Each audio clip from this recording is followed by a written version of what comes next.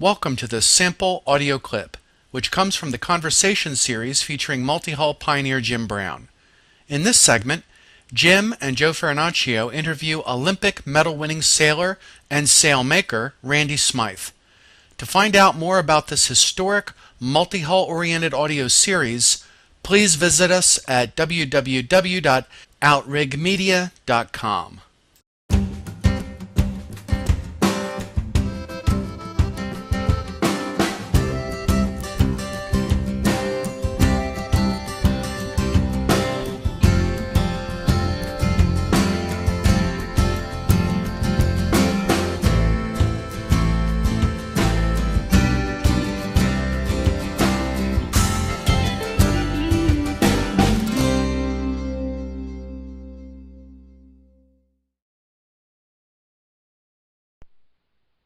Down here in Virginia, and you're down in Florida, and we're going to give you a chance to tell your story. We'd like to know very much, Randy, the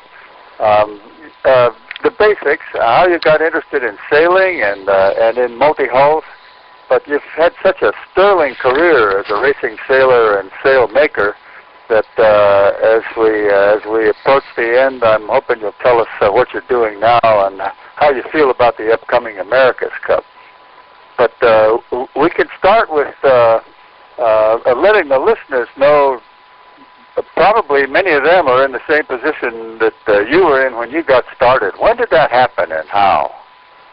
Well, I guess I describe myself as sort of one-dimensional in the fact that sailing has been my life for many years, and it looks like it's going to continue for many more. But at any rate, the saga started back in California, where I grew up, Southern California, and I was fortunate to have some grandparents that lived down in Long Beach, California, and we always used to call them, Grandma Beach, because that meant we got out of the inland and got to drive down to the beach and see Grandma and, go swimming or surfing, or and in this case, she had a little dock by her house, and we started sailing at a young age. I guess to state history correctly, I was probably the first boat was really that I sailed was a little Sabot, which is people are familiar with the Optimus Pram, but the Sabot is sort of that version of the West Coast boat they sail in Southern California, a little square plywood box of a boat, a little lee board and a little single sail. At any rate, my mother built that little Sabot when she was a high school student, and really, you could say, carried on the family. So it was, like Sabot number 158 and up to like 10,000 or so now.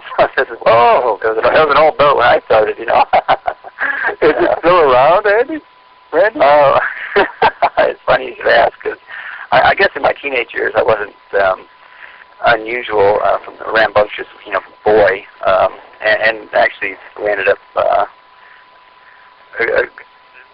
crashing the boat to such a point that it really wasn't saleable anymore. So maybe part of that lived through my Grand Prix racing we'll talk about later. It's kind of the renegade spirit. But at any rate, no, that boat is certainly not around anymore. Then when did the multi-hulls come along?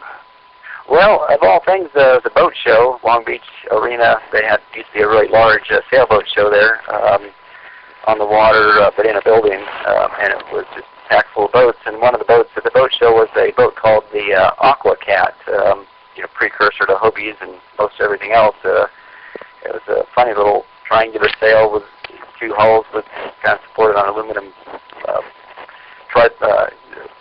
poster bed sort of thing, a little bit like a Hobie 16, I guess, but it had a little ball at the top of styrofoam so you could tip over and theoretically not turtle it. Anyway, my father bought one as a surprise at the boat show in November, and sure enough, at Christmas, under the tree, there's this giant box out in the garage, actually, which was the Aqua Cat that got delivered. So we all assembled it in the garage there and put the mast up in the driveway, and of course, we had to go down to Grandma Beach's to test it out, so all of us kids were just, it was a toy, but it was funny because it was, they did have some activities, Aquacat, activities, I guess you'd call them regattas, but I would call them more, social gatherings. But one of the very first events, our little local fleet of Aquacats did was they had this race over to Catalina Island, which is it's only 24 miles off the coast of California, but it's a popular place where people go weekending. But at any rate, we had I believe 14 of these Aquacats, raced over to the island back then, and I was 11. I think my brother was 9 years old, and we entered the race, and a few raised eyebrows, but nothing like today where they, some lawyer would step in and say you couldn't do it. So anyway, we sailed over to Catalina Island, and sure enough, 7 of the adults got lost. So we only 7 people found the little cove where the the event went to camp overnight on Saturday night. Oh. And then we raced back on Sunday, and we came back to the mainland there. And anyway, so it was quite an adventure at a young age, I guess. So you could say that 14 miles of open sea, Randy, in an Aquacat. My God, that must have been about 1960 or something, huh? Well, yeah, because it was actually 24 miles, but it was upwind, so they did some tacking. So I don't know, maybe 30 miles, whatever, but it took a while to get over there. Those aren't exactly the fastest multi-hulls on Earth. Yeah. We got over there a pretty good time, and I knew the island well enough because I'd been with my parents on a keelboat before, so I knew where to go. And most of the adults, I guess, hadn't been there, so that's why they all got lost and turned back, and whatever else they did. But, I'm not sure where they all ended up. At any rate, only 7 of the boats got there. So that was a pretty good little adventure with my little 9-year-old brother, so we had a good time out there.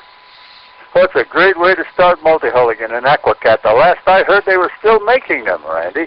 Well, they they could. I mean, why change anything? I guess maybe one attitude. But yeah. I don't really feel about my Aquacat days because it just seems so archaic compared to modern multi-hulls. But it did.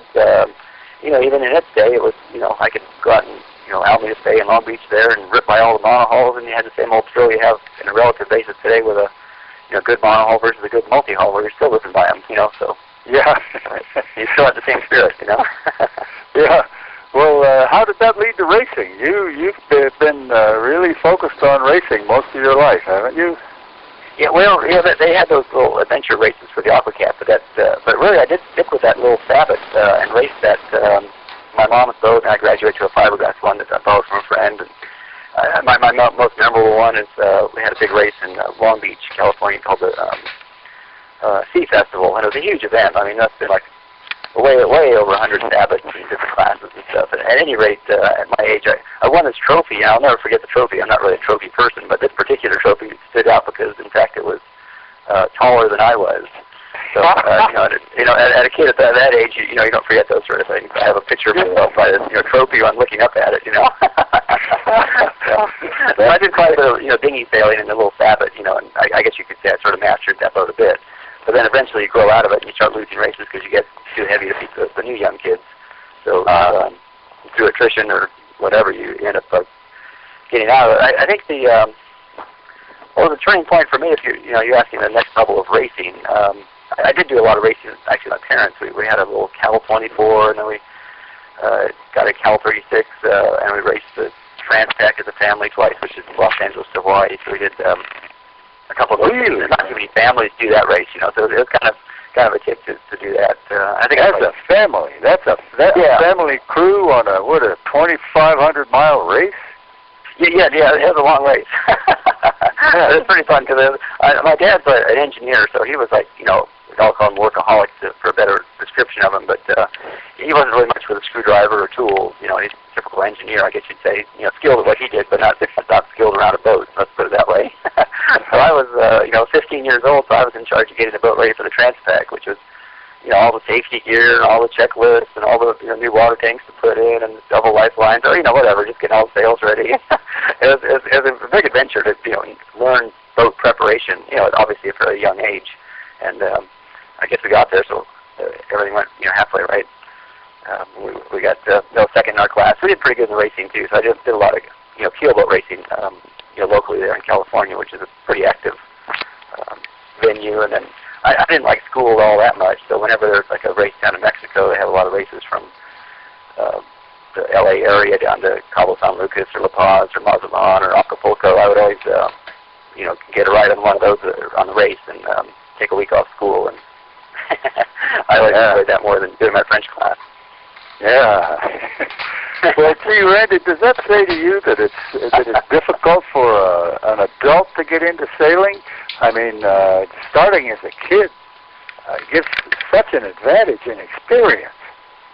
Well, I'd have to agree with you there. I think a lot of the things I did as a kid, I don't think kids are even allowed to do these days. I know my kids here in Florida, the parents, are charged with a felony if I take them out of school for a week and do something like what I did every winter all the time.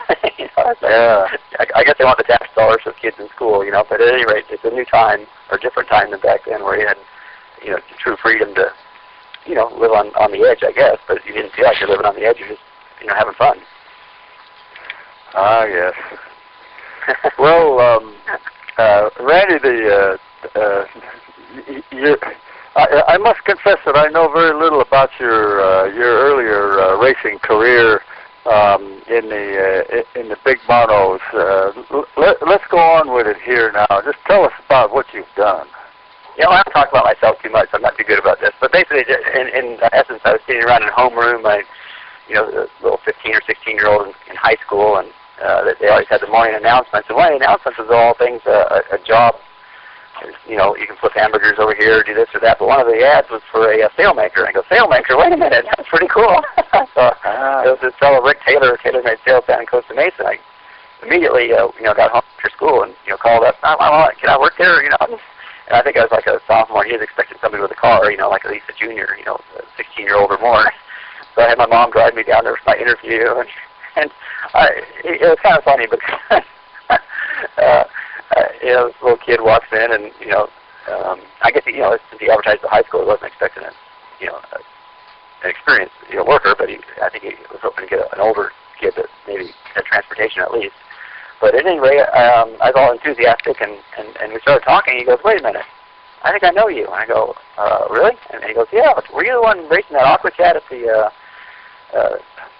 World Multihull Championship with all the sea cats and everything down in Long Beach?" And I go, yeah. And he goes, "Well, I was the guy and Rick Taylor, the sailmaker that owned the place, he had a Hobie 14, one of the first ones that doing test sails and stuff for." And he goes, "I couldn't believe you kept passing me on your Aqua Cat. I'll hire you, but I can't hire you right now. Why don't you wait till you get your driver's license?" So I hound him every couple of weeks, and he didn't forget about me. So sure enough, when I turned 16 and got my little Volkswagen bus, I could drive down there and go to work. So that was my first sailmaking job. Thanks for listening. For more like this, or to obtain this complete audio conversation, come visit us on the web at www.outrigmedia.com.